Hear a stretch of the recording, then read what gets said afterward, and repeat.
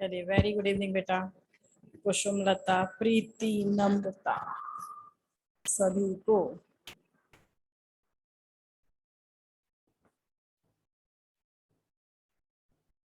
चलिए पढ़ना स्टार्ट करें। मार्कर किधर रख दें। वेरी गुड इवनिंग अमान।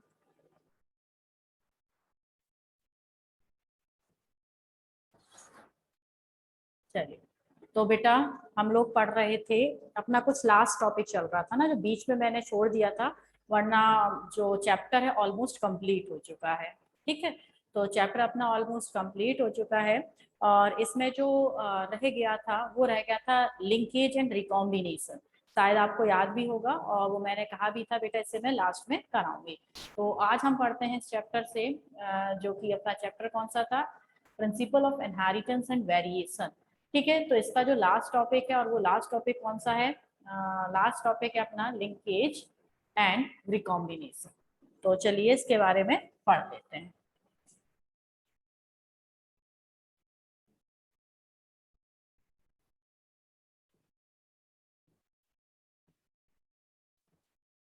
चलिए, टॉपिक है अपना लिंकेज एंड रिकॉम्बिनेशन। रिकॉम्बिनेशंस। तो जहां तक मुझे उम्मीद है इन दोनों टॉपिक में से किसी एक टॉपिक को आप बहुत भली तरीके से जानते होंगे। ठीक है, हो सकता है आप दोनों टॉपिक को जानते हो, लेकिन दोनों में से एक को तो आप बहुत बहुत बहुत अच्छे से जानते होंगे, क्योंकि वो आप प्रीवियस क्लास यानी कि क्लास 11th में बहुत अच्छे से स्टडी कर चुके हैं। तो और इन दोनों टॉपिक में जो आप प्रीवियस क्लास में स्टडी कर चुके हैं, वो टॉपिक कौन सा है, वो टॉपिक है अपना रिकॉम्बिनेशन। ठीक है, तो सबसे पहले मैं आपको कुछ रिकॉम्बिनेशन के बारे में बताऊंगी और उसके बाद हम पढ़ेंगे किसके बारे में, लिंकेज के बारे में।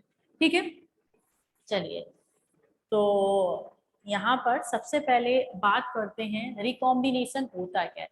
नाम से ही पता चल रहा है, री का मतलब दोबारा से और कॉम्बिनेशन का मतलब जुड़ना, कंबाइंड होना, समेसन होना। ठीक है, तो कैरेक्टर्स का दोबारा से जुड़कर रीसमेशन होकर और एक न्यू ऑर्गेनिज्म में कुछ न्यू कैरेक्टरिस्टिक के साथ आना क्या कहलाता है, आपका रिकॉम्बिनेशन कहलाता है। रिकॉम्बिनेशन का मतलब दोबारा से क्रोमोसोम का कंबाइन होके कुछ नए कैरेक्टरिस्टिक का फॉर्मेशन करना क्या कहलाता है, हमारा रिकॉम्बिनेशन कहलाता है। आई थिंक आप समझे होंगे। ठीक है, रिकॉम्बिनेशन कब होता है, रिकॉम्बिनेशन जो है ये आप समझ सकते हैं, ये प्रोसेस बेसिकली मेनली किसमें होती है, सेक्सुअल रिप्रोडक्शन में। सेक्सुअल रिप्रोडक्शन में, सेक्सुअल रिप्रोडक्शन में आपको देखने को मिलेगी कौन, रिकॉम्बिनेशन की प्रोसेस। और जिसमें, क्योंकि सेक्सुअल रिप्रोडक्शन में आपको पता है नए कॉम्बिनेशन बनते हैं। सेक्सुअल रिप्रोडक्शन में एक मेल है, ठीक है, और मेल से क्या बनता है, स्पर्म, जानते हैं ना, मेल प्रोड्यूस स्पर्म, और दूसरा क्या है, फीमेल है, और फीमेल से किसका फॉर्मेशन होता है, ओवम का। ठीक, तो स्पर्म में भी हैप्लॉइड नंबर ऑफ स्पर्म है, मान लीजिए ये स्पर्म है, और स्पर्म में भी क्या होते हैं, हैप्लॉइड नंबर ऑफ क्रोमोसोम। क्या है, हैप्लॉइड नंबर ऑफ क्रोमोसोम्स, जानते हैं आप। वहीं फीमेल में क्या है, बड़ा सा ओवम है, और ओवम में भी क्या होते हैं, haploid haploid number of chromosomes. ठीक है, इतनी बात आप बहुत अच्छे से जानते हैं कि मेल में भी स्पर्म है, और स्पर्म में हैप्लॉइड नंबर ऑफ क्रोमोसोम होते हैं, वहीं फीमेल में ओवम, और ओवम में भी haploid number of chromosome present होते हैं। अब इनका जब फ्यूजन होता है, ओवम और स्पर्म का जब फ्यूजन होता है, तो हाफ नंबर ऑफ क्रोमोसोम में जो जीन्स प्रेजेंट होंगे, genes are responsible for the characteristic, जानते हैं आप। इसमें हैप्लॉइड है, इसमें एन है, और इसमें एन क्रोमोसोम है, और इनके फ्यूजन से क्या हुआ, इनका फ्यूजन हुआ। इस फ्यूजन को हम क्या बोलते हैं, फर्टिलाइजेशन बोलते हैं। और फर्टिलाइजेशन से जो ये नई सेल बनी, ये सेल कैसी होगी, 2n होगी, और ये 2n क्या होगा, जाइगोट होगा। तो ये क्या हुआ, ये एक रिकॉम्बिनेंट हुआ।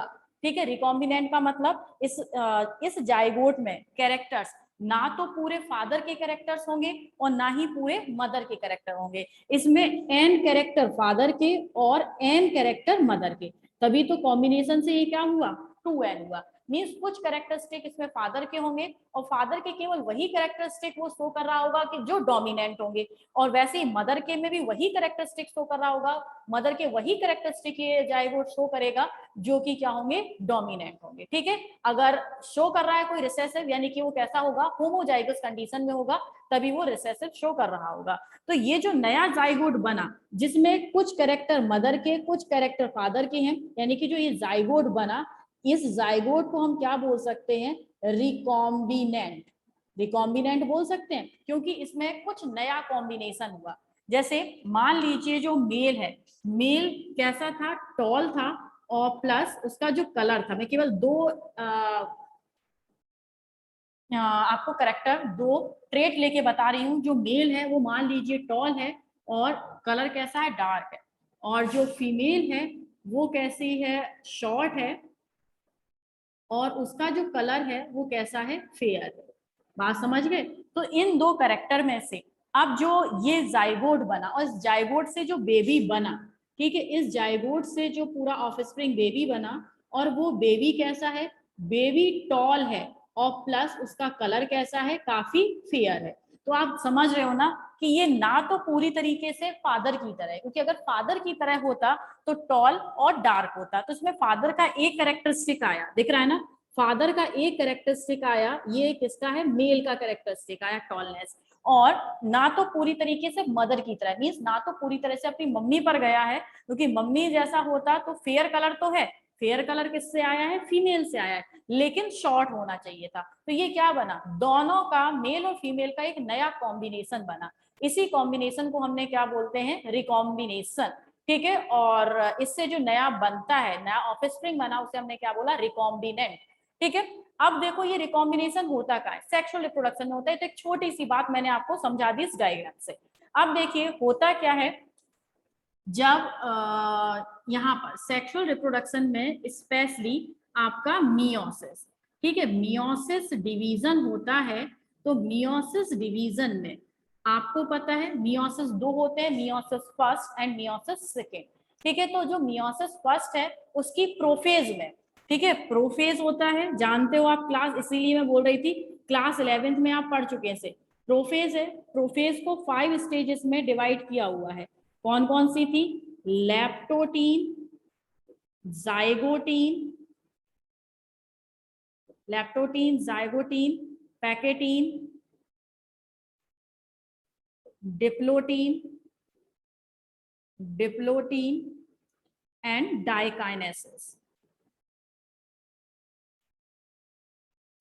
तो इसमें जो मेल और फीमेल के जो क्रोमोसोम है, मेल और फीमेल के क्रोमोसोम जो आपस में अपने कुछ क्रोमेटिड आर्म को एक्सचेंज कर लेते हैं। ठीक है, तो आपस में क्रोमेटिड आर्म का एक्सचेंज होना क्या कहलाता है, क्रॉसिंग ओवर। ठीक है, आप जानते हैं। और क्रॉसिंग ओवर कौन सी स्टेज में होता है, ये होता है पैकेटीन स्टेज में। पैकेटीन स्टेज में क्या होता है, क्रॉसिंग ओवर होता है। और क्रॉसिंग ओवर में क्या है, जो क्रोमेटिड आर्म है, क्रोमेटिड आर्म है, वो क्या हो जाते हैं बेटा, एक्सचेंज हो जाते हैं। ठीक है, क्रोमेटिड आर्म एक्सचेंज हो जाते हैं, जिसके कारण जो कैरेक्टर्स के लिए रेस्पॉन्सिबल जीन है वो भी नए कॉम्बिनेशन बना लेती हैं। तो मियोसिस के कौन से में क्रॉसिंग ओवर होता है, पैकेटीन स्टेज में होता है। And crossing over is responsible for, crossing over से ही क्या बनते हैं, नए कॉम्बिनेशन बनते हैं। यानी कि जो रिकॉम्बिनेशन की प्रोसेस है, रिकॉम्बिनेशन की जो प्रोसेस है वो कंप्लीटली डिपेंड होती है किस पर, क्रॉसिंग ओवर पर। और क्रॉसिंग ओवर एक मेन प्रोसेस है पैकेटीन स्टेज की, जो कि मियोसिस सेल डिवीजन का एक मेन स्टेप है। ठीक है, इतना आप समझे। अब देखिए होता क्या है, मैं ऊपर से थोड़ा सा रफ करके थोड़ा आपको क्रॉसिंग ओवर समझा देती हूँ, खैर आप जानते भी होंगे। यहाँ पर देखिए दो क्रोमोसोम है, एक ये क्रोमोसोम है ब्लैक, और एक ये, सिर्फ आपको अलग अलग इसलिए बता रही हूँ बना के कि आप इजिली समझ सकें कि कौन सा क्रोमेटिड आर्म एक्सचेंज हो रहा है। ठीक है, मान लिया ये पैटर्नल है और ये मैटर्नल क्रोमोसोम है। अब ये दोनों क्रोमोसोम जब एक दूसरे के पास आएंगे, ठीक है, आप ये पूरी प्रोसेस क्लास 11 में खैर पढ़ चुके हैं, लेकिन फिर भी रिकॉल कर लीजिए। ठीक है, ये आपके इसके पास आया, और वैसे ही ये वाला जो क्रोमोसोम है मैटर्नल, वो भी यहाँ पर इसके पास आया। जिसके कारण यहाँ पर एक दूसरे के ऊपर ओवरलैप हो गए, तो यहाँ पर ये आपस में एक दूसरे को क्या कर देंगे, आपस में एक दूसरे से क्रोमेटेड जो आर्म है, क्रोमेटेड आर्म का क्या हो जाएगा, एक्सचेंजमेंट हो जाएगा। तो जो कॉम्बिनेशन बनेगा, ठीक है, जो कॉम्बिनेशन बनेगा वो कैसा बनेगा, कुछ इस टाइप का कॉम्बिनेशन बन सकता है, आप देख सकते हैं। ठीक है, कैसा, एक मिनट रुकिएगा। देखो इस टाइप का कॉम्बिनेशन आपको देखने को मिलेगा, जिसमें ये वाला है, इसमें ये जो आपको क्रोमेटेड आर्म दिखाई दे रही है ना, जो ब्लू वाली है, ये वाली मैटरनल क्रोमोसोम से आ गई, यानी कि यहाँ पर जो जीन प्रेजेंट होगी वो मैटरनल कैरेक्टरिस्टिक को क्या कर रही होगी, शो कर रही होगी। और यहाँ पर जो जीन होगी, इस क्रोमोसोम से अगर जाइगोट का फॉर्मेशन होता है, तो यहाँ पर जो जीन होगी वो किसके कैरेक्टरिस्टिक वाला शो कर रही होगी, वो पैटर्नल यानी कि फादर के कैरेक्टर वाला शो कर रही होगी। तो इसी से ये कौन सी प्रोसेस है, क्रॉसिंग ओवर, और क्रॉसिंग ओवर से ही क्या बना, कुछ नया बना, कुछ नया कॉम्बिनेशन बना। इसी प्रोसेस को हम क्या बोलते हैं, रिकॉम्बिनेशन बोलते हैं। रिकॉम्बिनेशन का बेस क्या है, क्रॉसिंग ओवर। क्रॉसिंग ओवर कहाँ होता है, मियोसिस में होता है। मियोसिस की स्पेशली कौन सी स्टेज में होता है, प्रोफेज की पैकेटीन स्टेज में क्रॉसिंग ओवर होता है, जिससे कि क्रोमेटेड आर्म आपस में एक्सचेंज होकर कुछ नए रिकॉम्बिनेशंस का फॉर्मेशन कर देते हैं। ठीक है, चलिए बेटा, इसका आप स्क्रीनशॉट लेना चाहते हैं तो स्क्रीनशॉट लीजिए फटाफट।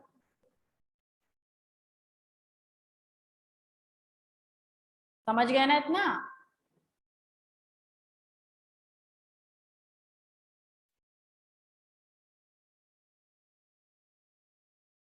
चलिए रफ कर दो।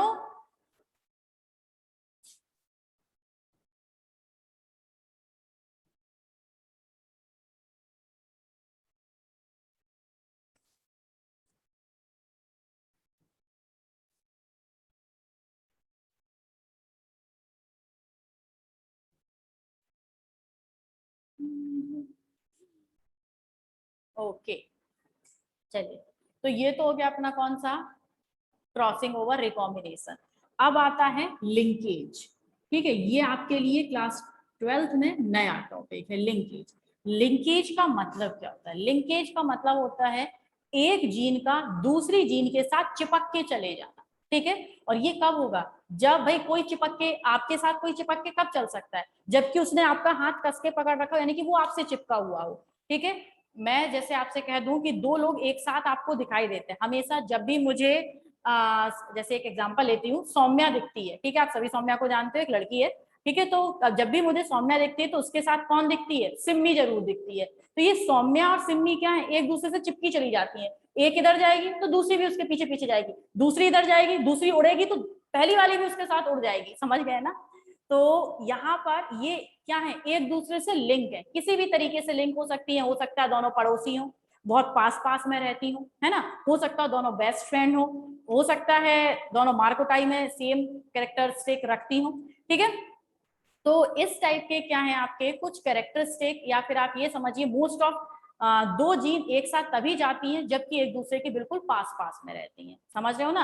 आपका दोस्त आपके बगल में रह रहा है ना, तो हमेशा आप अपने दोस्त को साथ लेके चलेंगे, वही क्या होता है, लिंकेज होता है। यहाँ पर भी ये जीन्स भी हैं, ये भी क्या निभाती हैं, दोस्ती निभाती हैं, और अपने पास वाली जीन को हमेशा अपने साथ नेक्स्ट जनरेशन में लेके जाती हैं। और जब नेक्स्ट जनरेशन में एक साथ जाएंगी तो दोनों के कैरेक्टरिस्टिक्स शो होंगे, यानी कि अगर एक शो हो रही है तो दूसरी भी अपने आप को क्या कर देगी, इजिली रिप्रेजेंट कर देगी।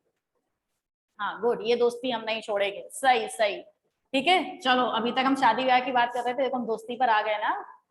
तो यहाँ पर देखना, जैसे कि आपके पास ये एक क्रोमोसोम है, ठीक है, ये आपके पास एक क्रोमोसोम है, और इस क्रोमोसोम पर ये प्रेजेंट है क्या, हमारी जीन।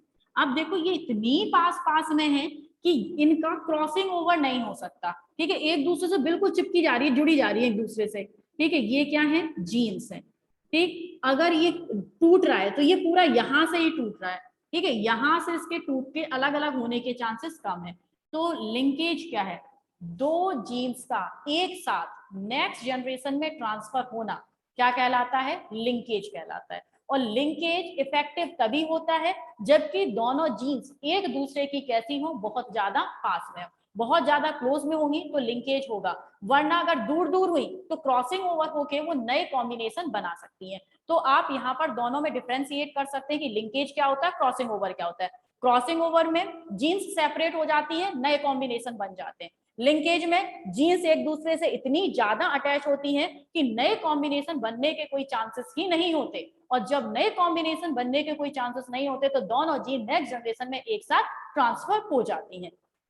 ठीक है, तो देखो यहाँ पर क्या है, यहाँ पर नया जो कॉम्बिनेशन है इन जीन्स का नहीं बनेगा।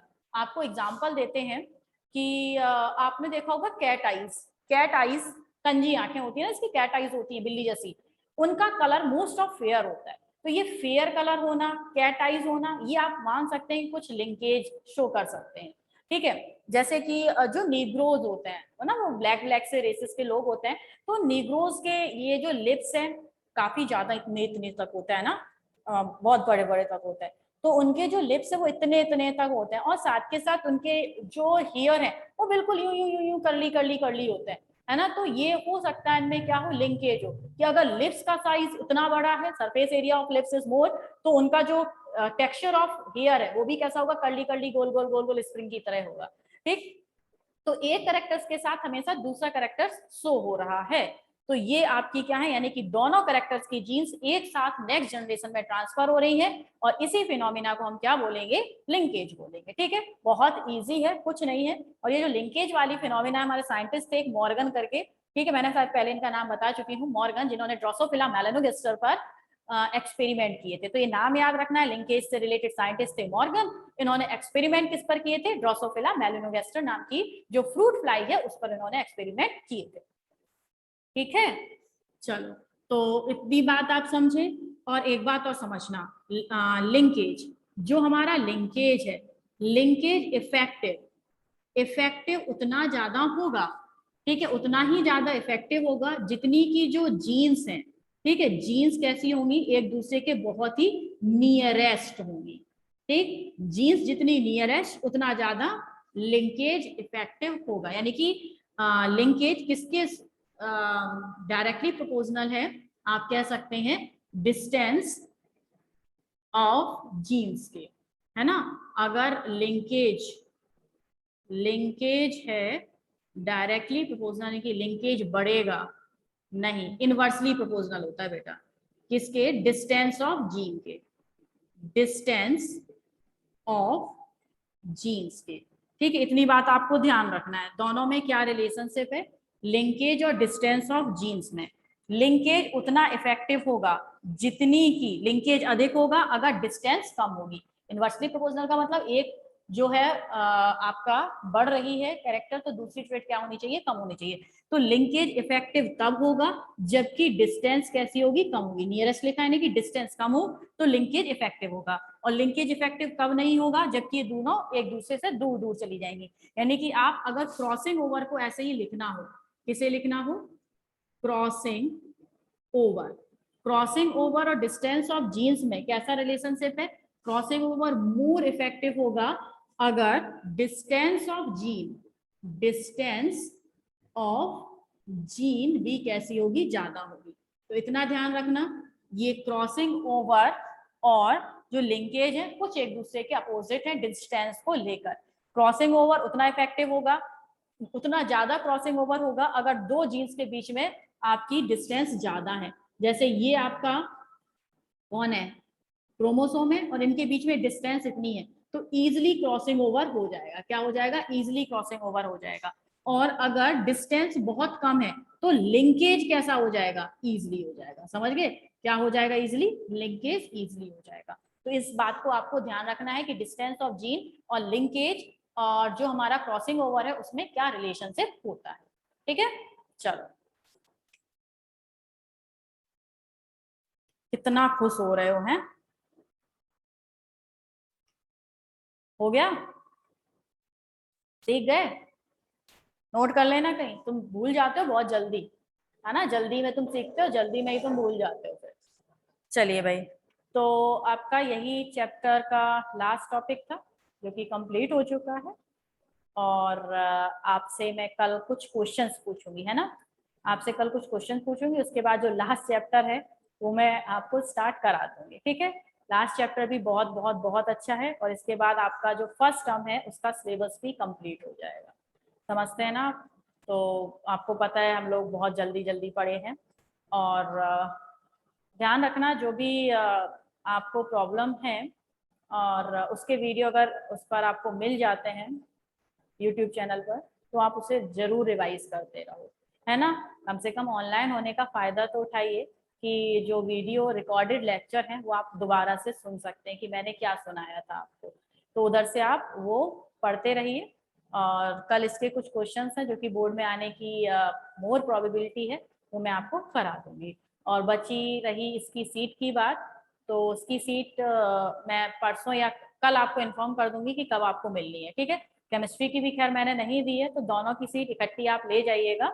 और कल नहीं, कल इन्फॉर्म करूंगी, शायद परसों मैं आपको अवेलेबल करा दूं इस चैप्टर की शीट, ठीक है। तो कल इस चैप्टर के जो मोर प्रोबेबल क्वेश्चंस हैं, आ सकते हैं बोर्ड में पूछे जा सकते हैं, वो मैं आपको डिस्कस करूंगी। और इसके लिए आपको इस चैप्टर को पूरा पढ़ना होगा। तो आज बैठ के कल इसी टाइम तक, मीन 8:30 बजे तक आप बैठ के इस चैप्टर को पहले पढ़ लीजिएगा, ठीक है। मैं सारे आज ही सारे वीडियो जो बचे हुए हैं ना इस चैप्टर के, जो यूट्यूब पर नहीं है, वो भी यूट्यूब पर मैं डाल दूंगी, ठीक है। तो टेंशन मत लेना, सारे वीडियो आपको कल सुबह तक यूट्यूब पर मिल जाएंगे, बायोलॉजी केमिस्ट्री दोनों के, ठीक है। चलिए बेटा, हो गया। हाँ बेटा, मेरे घर तो लाइट आ रही है, देखो मैं कितना चमकती हुई दिखाई दे रही हूँ, है ना। हाँ, मेरे घर अगर लाइट नहीं आती तो नेट नहीं चलता, हमारे यहाँ थोड़ी सी प्रॉब्लम है, नेट वाला अपना इंटरनेट बंद कर देता है अगर लाइट चली जा रही है। अगर मैं पढ़ा रही हूँ यानी कि मेरे यहाँ लाइट परफेक्ट आ रही है। नजर मत लगा देना, पता चला मेरी भी लाइट चली जाए, है ना। चलो, अच्छा आप लोगों के यहाँ लाइट नहीं आ रही है, चलो कोई नहीं, फिर लैंप जला के पढ़ाई कर लो, मार्क्स अच्छे आते हैं। हमने सुना है कि जो लैंप की लाइट में पढ़ते हैं ना वो बहुत अच्छे मार्क्स लेके आते हैं। चलिए बेटा, मिलते हैं फिर कल क्वेश्चंस के साथ। पढ़ के आना, वरना मुक्का मारूंगी यहीं से, समझ लो ना, मुंह से पढ़ेंगे कल अगर आंसर गलत दिए तुम लोगों ने। तो मिलेंगे कल, तब तक के लिए गुड बाय एंड जय हिंद, बाय बाय। हाँ बिल्कुल, यही वाला पंच, खा पी के आना, पढ़ के आना।